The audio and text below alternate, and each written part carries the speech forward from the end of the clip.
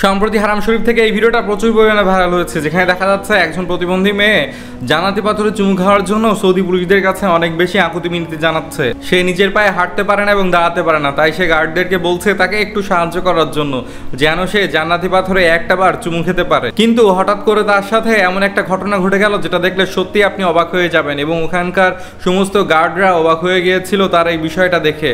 এরকম অহরহ কিছু অলৌকিক ঘটনা হারাম শরীফ থেকে ভাইরাল হতে দেখা যায়, তার মধ্যে এই ঘটনাটাও দৃষ্টান্ত হয়ে থাকবে। তো চলুন ঘটনায় যাওয়া যাক।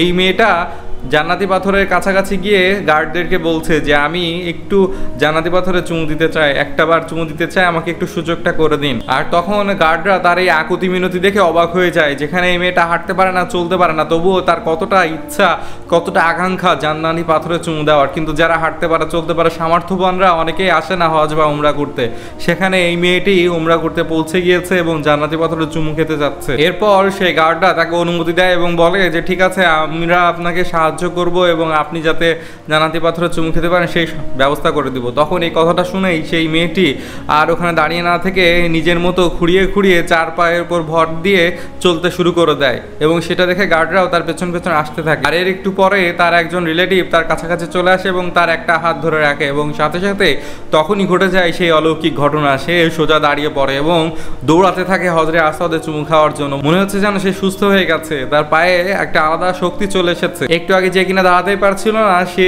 হজরে আসওয়াদে চুমু খাওয়ার জন্য এবং হজরে আসওয়াদে চুমু খাওয়ার যে একটা আকাঙ্ক্ষা এবং একটা টান, সেটাতে সে দৌড়ানো শুরু করে দিয়েছে। এটা সত্যিই একটা আশ্চর্যের বিষয়। এই জিনিসটা সবাইকে সত্যি অবাক করে দিয়েছে। সুবহানাল্লাহ। এই ভিডিওটা হারাম শরীফ থেকে প্রচুর পরিমাণে ভাইরাল হয়েছে। আমরা তো অনেক হাদিস থেকেই জানতে পারি যে হজরে আসওয়াদ এমন একটা পাথর যেখানে মানুষ চুমু খাবে তাদের সবারই গুনাহ নিজের মধ্যে টেনে নিবে, এবং আল্লাহ কিয়ামতের দিন হজরে আসওয়াদকে কথা বলার শক্তি দিয়ে দিবেন, এবং তিনি বলবেন যে কে কে তাকে চুমু খেয়েছিল এবং তার হয়ে সাক্ষী দিবেন। এবং হজরে আসওয়াদ নিজের মুখেই বলবেন যে এই মানুষ আমাকে চুমু দিয়েছিল এবং এই মানুষের গুনাহ আমার নিজের মধ্যে নিয়ে নিয়েছি। আর সেই হজরে আসওয়াদের চুমু খাওয়ার আকাঙ্ক্ষা প্রত্যেকটা মানুষের মধ্যেই থাকে। আপনারা তো বুঝতেই পারছেন যে এই বোনটার ইচ্ছাটাও কিভাবে পূরণ হয়ে গেল।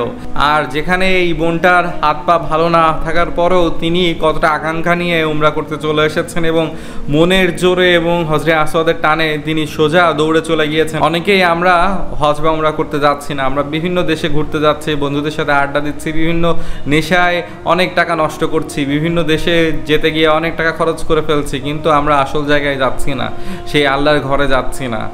যে কিনা হজরে আসওয়াদে চুমু দিতে পারবে, তার হয়ে হজরে আসওয়াদ কিয়ামতের দিন সাক্ষী দিবে, সেই হজরে আসওয়াদের কাছে যাচ্ছি না। সত্যি আমরা অনেক বেশি বোকা। আমরা সব সময় টাকা টাকা করে কাটিয়ে দিলাম, কিন্তু সেই টাকাটা ভালো কাজে ব্যয় করতে শিখলাম না।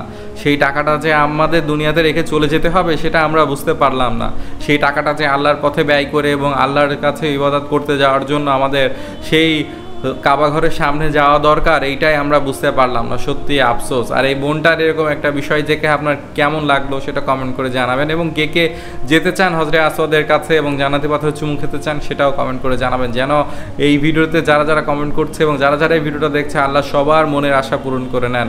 আমিন। তো আজকের মতো বিদায় নিচ্ছি, দেখা হচ্ছে পরবর্তী ঘটনায়। ততক্ষণ আমার সাথেই থাকবেন। ধন্যবাদ।